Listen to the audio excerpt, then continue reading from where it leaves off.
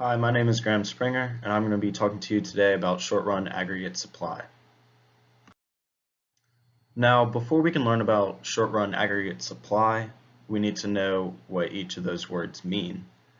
The short run refers to the time period in which at least one input price is fixed. Now, let's break that down.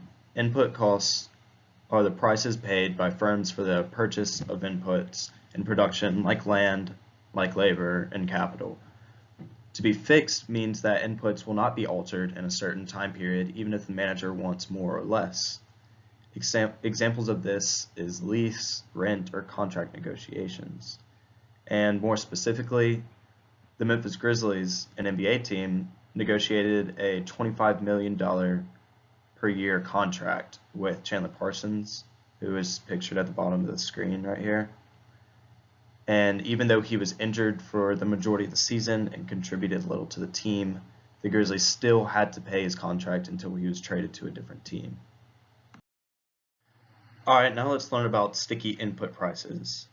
And these are input prices that are slow to respond to changes in the price level. So the short run is not a specific length of time, but it's rather the amount of time it takes for input prices to catch up with changes in the price level. And when input price is slow to catch up to these changes in the price level, they are known as what we call sticky.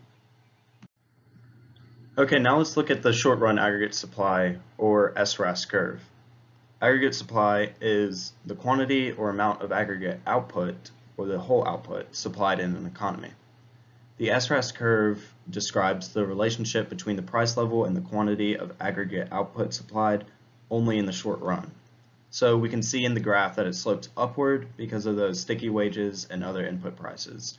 And we can also see in the graph that when the price level rises, so does the quantity of aggregate output supplied.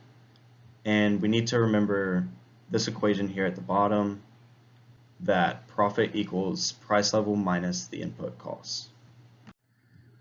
So we also need to remember that firms are profit maximizing entities. So we use the term ceteris paribus to describe the idea that a change in profitability will create an incentive for firms to change how much they are producing. So when firms want to produce more, they must hire more workers, resulting in a movement upwards along the SRAS curve and up in price level. And the same goes for the opposite, that production of less output requires fewer workers. So when profits increase, the quantity of goods and services produced will also increase. And when profits decrease, the quantity of goods and services produced will also decrease. And these graphs at the bottom show the changes in the SRAS curve. So when the input costs change, it leads to a shift of the entire SRAS curve, which you can see on the one on the left here. I'll show the little laser, the one on the left, it changes, and then when price level changes instead of input costs, it leads to a movement along the SRAS curve, and it's a change in Q in the quantity of SRAS. Now we'll talk about some determinants of the short run aggregate supply. So anything that makes the production of goods and services easier or cheaper will increase the short run aggregate supply, which is a rightward shift. So a decrease in input costs like wages or energy, so less money to pay your workers, less money to pay for energy, will have a rightward shift. Increases in productivity like technological advances that make it easier to produce goods, and government policy like deregulation and subsidies, so them paying for you to produce these goods. Now, the opposite of that, anything that makes the production of goods and services harder or more expensive will decrease the SRAS, which is a leftward shift. And so, again, the opposite increases in input costs, so an increase in wages, having to pay your workers more, an increase in the energy that you're using to produce your goods, and a destruction of resources like natural disaster, tornado comes through, destroys all your stuff, your warehouse, and also government policy, so increased regulation instead of deregulation. They're coming and looking at your stuff more, and taxes on your production instead of them paying for it, you're going to have to pay for it now. And so now inflationary expectations also determine the SRAS. So if firms expect the price level to fall, they will increase production in the short run, which is a rightward shift. And then the opposite to that, if firms expect the price level to rise in the future, they will decrease production, which is a leftward shift.